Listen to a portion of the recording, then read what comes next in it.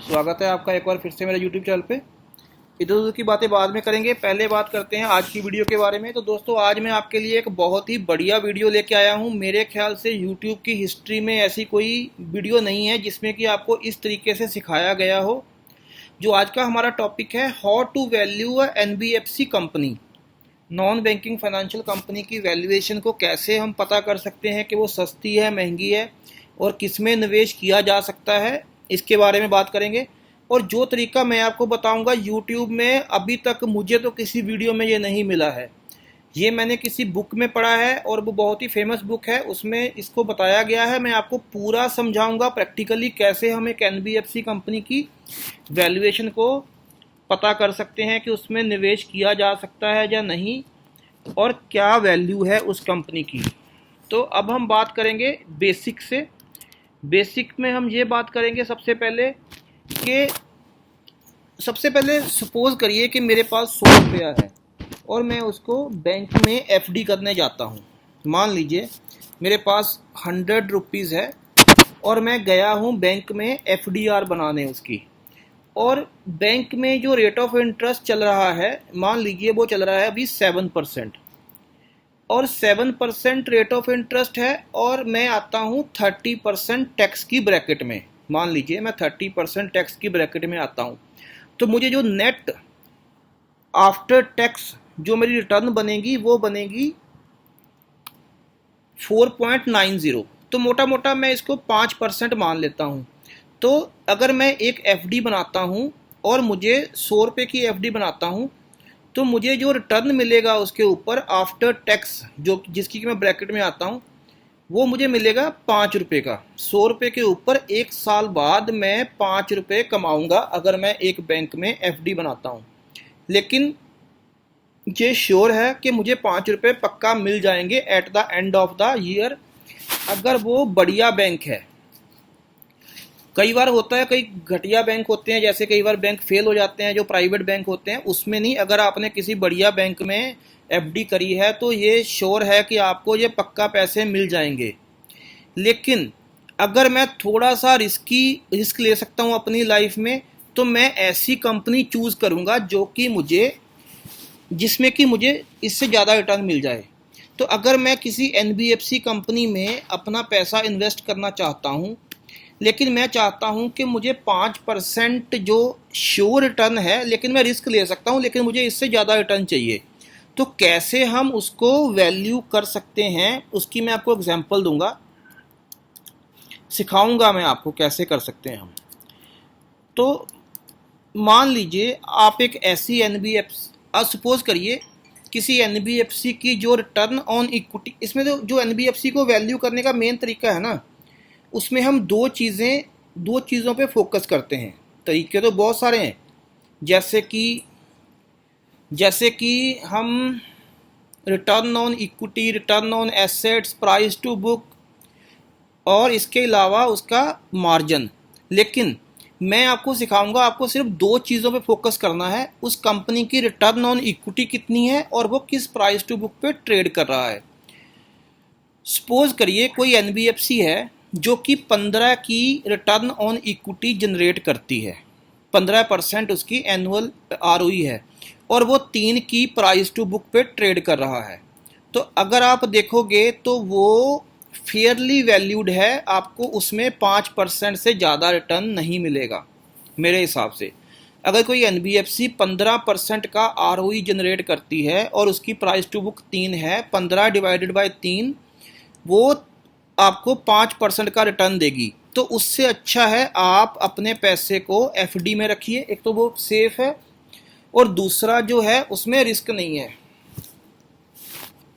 अब सपोज करिए कोई NBFC है जो कि 25 का ROE जनरेट करती है और 3 के प्राइस टू बुक पे वो ट्रेड कर रही है, तो उस कंपनी में पैसा लगाया जा सकता है। वो आपको उसमें आपको वो जो कंपनी है वो एटलीस्ट 5 की प्राइस टू बुक तक पहुंच सकती है अगर उसकी ROE इतनी मेंटेन रहती है आने वाले सालों में।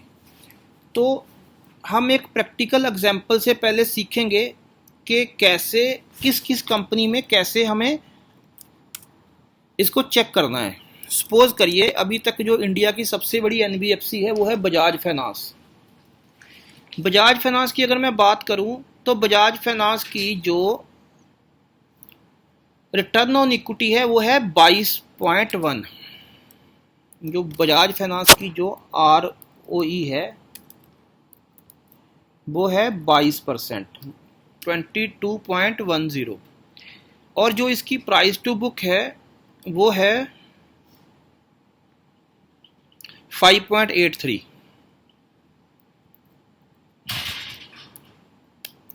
5.83। तो अगर मैं इसको डिवाइड करूं तो ये बनती है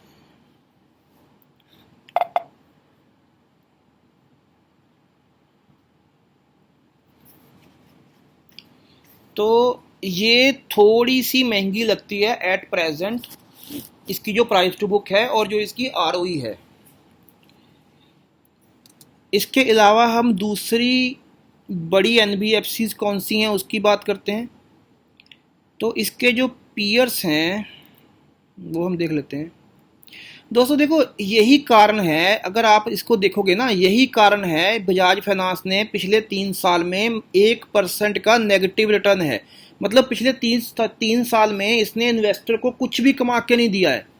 क्यों नहीं कमा के दिया? क्योंकि इसकी रिटर्न ऑन इक्विटी उतनी नहीं है और प्राइस टू बुक ज़्यादा है।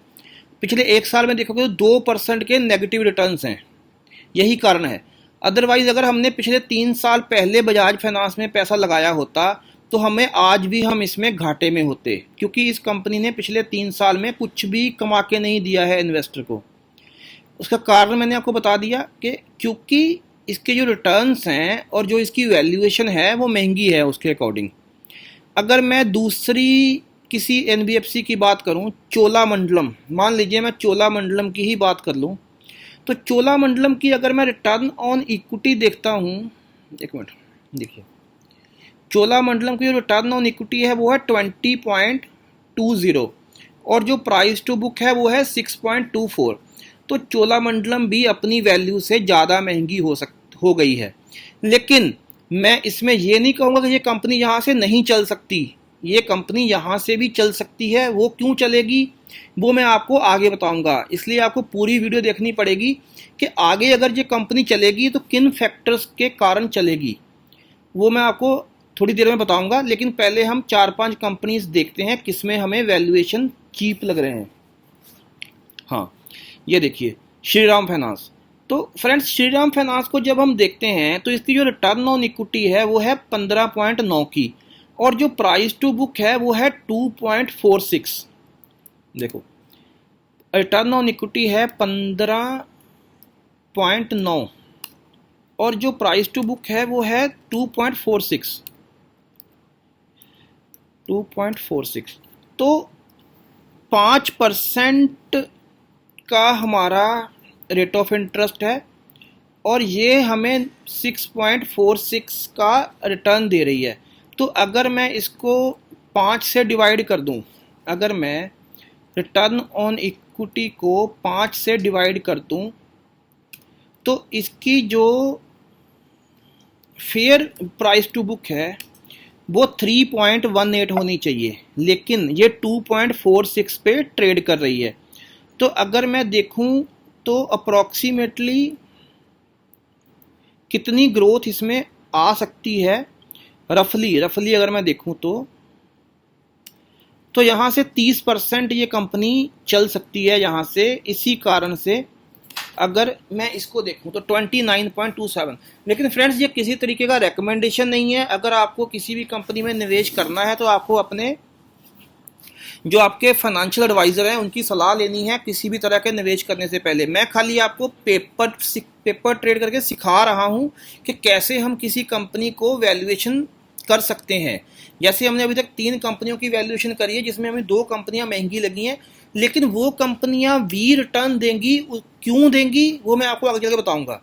तो अभी हमें एक कंपनी मिली है जो कि बहुत ही सस्ते रेट पे ट्रेड हो रही है, जिसमें कि अभी 30% का अपसाइड मेरे हिसाब से आ सकता है। इसके अलावा अगर हम और एनबीएफसीज देखें देखो HDFC, AMC, NBFC नहीं है। बजाज फाइनेंशियल सर्विसेज इसको मैं नहीं मानता हूँ, क्योंकि ये ऑलरेडी अभी इसमें बिजनेस है ही नहीं। अभी जो मैं एस्टेब्लिश्ड NBFCs की बात करूँ तो, और जो मुझे NBFC दिखती हैं, चोलामंडलम के अलावा पूनावाला एक अच्छी NBFC है, उसकी भी हम वैल्यूएशन चेक करेंगे किस तरह के वैल्यूएशन पे वो ट्रेड कर रही है। पूनावाला फिनकॉर्प की अगर हम बात करें तो 13.9 का ROE है, ठीक है, और 3.67 का प्राइस टू बुक है। 13.9 और 3.67। तो पूनावाला फिनकॉर्प भी थोड़ी महंगी है। हालांकि इस चीज़ की इसमें बताऊंगा कि ये कंपनियां भी चलेंगी, लेकिन कब चलेंगी, क्या फैक्टर रहेंगे, वो आगे चल के बताऊंगा। तो अभी मैं चौथी NBFC जो मुझे सही लगती है उसमें चलते हैं। वो है आदित्य बिरला कैपिटल। बिरला ग्रुप की ये कंपनी है, आदित्य बिरला कैपिटल। अब इसकी अगर मैं बात करूं तो जो इसकी रिटर्न ऑन इक्विटी है वो है 14.2, ठीक है।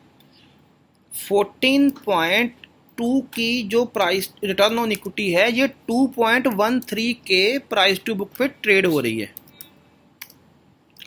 तो फ्रेंड्स, इसमें अभी भी 33% का अपसाइड जो है वो आ सकता है यहाँ से, मेरे हिसाब से। हालांकि ये कोई रिकमेंडेशन नहीं है, ये खाली आपको एक मैं एग्जांपल दे रहा हूँ। इसका एक्चुअल में ये कंपनी कैसे बिहेव करेगी इसका कोई गारंटी नहीं है, लेकिन मैं आपको बता रहा हूँ कि भाई कैसे हम इसकी वैल्यूएशन चेक कर सकते हैं। फ्रेंड्स, अब हम बात करेंगे, जो मैं पहले बात कर रहा था, ये हमने देख लिया कि NBFC की वैल्यूएशन कैसे निकाली जा सकती है। अब मैं आपको क्यों बता रहा था कि वो कंपनियां भी चलेंगी जो अभी महंगी हैं, उसका कारण क्या है। देखो, अब मैं बजाज फाइनेंस की ही बात करता हूँ। बजाज फाइनेंस जो कि इस मार्केट का लीडर है, सबसे बड़ी अगर कोई NBFC है तो वो बजाज फाइनेंस ही है। और जो लीडर रहता है उसको थोड़ा सा प्रीमियम मिलता है। जो लीडर रहता है वो हमेशा महंगा रहता है, थोड़ा सा प्रीमियम पे ट्रेड करता है। तो प्राइस टू बुक जो बजाज फाइनेंस की है वो थोड़ी सी महंगी तो रहती है, ठीक है। लेकिन अब अगर हम बात करें बजाज फाइनेंस की, देखो ये बजाज फाइनेंस 22.10 का इसका रिटर्न ऑन इक्विटी है, और जो प्राइस टू बुक है वो है 5.83 का। लेकिन फ्रेंड्स, जैसे आपको पता है कि फेडरल रिजर्व ने ये बोल दिया है कि भाई सितंबर से रेट कट होने शुरू हो जाएंगे। अगर रेट कट शुरू होते हैं तो उसका सबसे ज़्यादा जो फ़ायदा होता है वो NBFC को होता है। वो कैसे फ़ायदा होगा वो मैं आपको बताता हूँ। अभी हमने बात करी कि 7% का रेट ऑफ इंटरेस्ट है FD के ऊपर, और 30% टैक्स निकालने के बाद वो बच जाता है।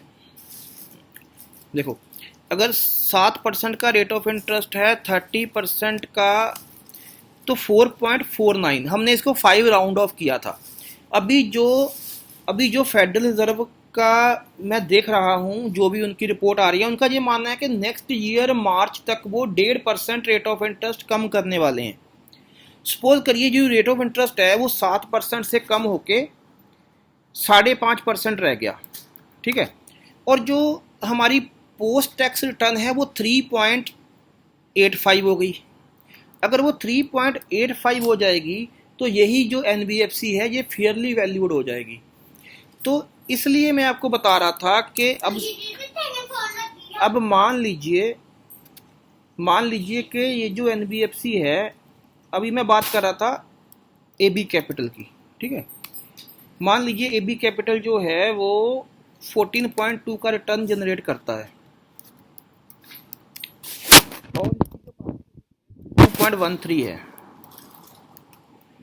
तो इसमें अगर यही रेट ऑफ इंटरेस्ट कम हो गए, जो 5.5 हो गया अगर रेट ऑफ इंटरेस्ट, तो ये NBFC यहाँ से डबल तक हो सकती है। तो इसलिए मैं आपको बोल रहा था कि NBFCs अपनी वैल्यू पे आने के बाद और चल सकती हैं अगर इनका रेट ऑफ इंटरेस्ट कम हो गया। तो दोस्तों, ये चीज़ें आपको कोई नहीं सिखाएगा, ये कहीं भी किसी किताब में नहीं लिखी गई हैं। ये चीज़ें आपको सिर्फ और सिर्फ मैं आपको इसलिए बता रहा हूँ क्योंकि मैं इसमें बहुत ज़्यादा रिसर्च की है मैंने NBFCs के ऊपर। और एनबीएफसीज के कैसे उसकी वैल्यूएशन डिसाइड कर सकते हैं आप खुद। इसमें आपको कोई रॉकेट साइंस नहीं लगानी है। अभी आप कोई सी भी एनबीएफसी बता दो, हम उसकी वैल्यूएशन पता कर सकते हैं। अभी अगर हम पता करें दूसरी कोई एनबीएफसी, रुको हम चेक कर लेते हैं कोई और एनबीएफसी जो कि इसकी पीयर ग्रुप में हो, श्रीराम फाइनेंस की पीयर ग्रुप में। तो ऐसी कोई एनबीएफसी नहीं है, ये तो सब, चलो हम इंडस्ट्री में देख लेते हैं। मुथूट फाइनेंस गोल्ड का काम करती है, ये भी इसकी कैटेगरी में नहीं है। तो अगर आपको किसी भी कंपनी का एनालिसिस करना है, चलो हम एल&टी फाइनेंस की बात कर लेते हैं, एल&टी फाइनेंस या सुंदरम फाइनेंस, सुंदरम फाइनेंस की बात कर लेते हैं। सुंदरम फाइनेंस की अगर हम बात करें तो 14.2 का रिटर्न ऑन इक्विटी और 5.07 का प्राइस टू बुक है। तो ये थोड़ा सा महंगा है सुंदरम ग्रुप, इसलिए इसको हम अवॉइड कर सकते हैं। एल&टी फाइनेंस की बात कर लेते हैं। तो एल&टी फाइनेंस का अगर आप रिटर्न ऑन इक्विटी देखो तो ओनली 10.3 का है। पहले कभी आपने शेयर लेने से पहले रिटर्न ऑन इक्विटी देखा था, लेकिन अब अगली बार अगर आप एनबीएफसी स्टॉक लोगे ना तो रिटर्न ऑन इक्विटी जरूर देखोगे। और जो इसका प्राइस टू बुक है वो 1.80 का है। तो अगर आप ये देखोगे तो इस कंपनी में अगले साल, एक साल में ये 50% तक का रिटर्न यहाँ से बना के दे सकती है। हालांकि ये कोई रिकमेंडेशन नहीं है, ये खाली मेरा एक व्यू है जो कि मैंने किसी मैथमेटिकल कैलकुलेशंस के ऊपर बनाया है। तो अगर आपको भी किसी कंपनी के ऊपर अपना व्यू बनाना है तो आप इस कैलकुलेशन को यूज़ कर सकते हो। और दोस्तों आज की वीडियो को हम यहीं ख़त्म करेंगे, लेकिन नेक्स्ट वीक हम हर वीक एक अलग सेक्टर का एनालिसिस करेंगे। और जो मेरी अगले वीक में जो वीडियो आएगी अगले संडे को, वो आएगी आईटी सेक्टर के ऊपर। आईटी सेक्टर के आईटी स्टॉक की वैल्यूएशन को कैसे हम निकाल सकते हैं उसकी बात करेंगे। लेकिन अगर आप किसी अलग सेक्टर के ऊपर या किसी कंपनी के बारे में अपना व्यू जानना चाहते हो तो आप मुझे इसमें कमेंट बॉक्स में लिख सकते हो, तो मैं उस कंपनी का आपको एनालिसिस कर दूंगा अपनी अगली वीडियो में। तो अगर आपकी कोई भी क्वेरी है एनबीएफसी के ऊपर या कोई भी आप सेक्टर के ऊपर चाहते हो कि मुझे इस सेक्टर की वैल्यूएशन कैसे करें, उसके ऊपर वीडियो लेके आओ, तो मेरी अगली वीडियो उसके ऊपर आ जाएगी। दोस्तों मिलते हैं अगली वीडियो में, तब तक के लिए नमस्कार।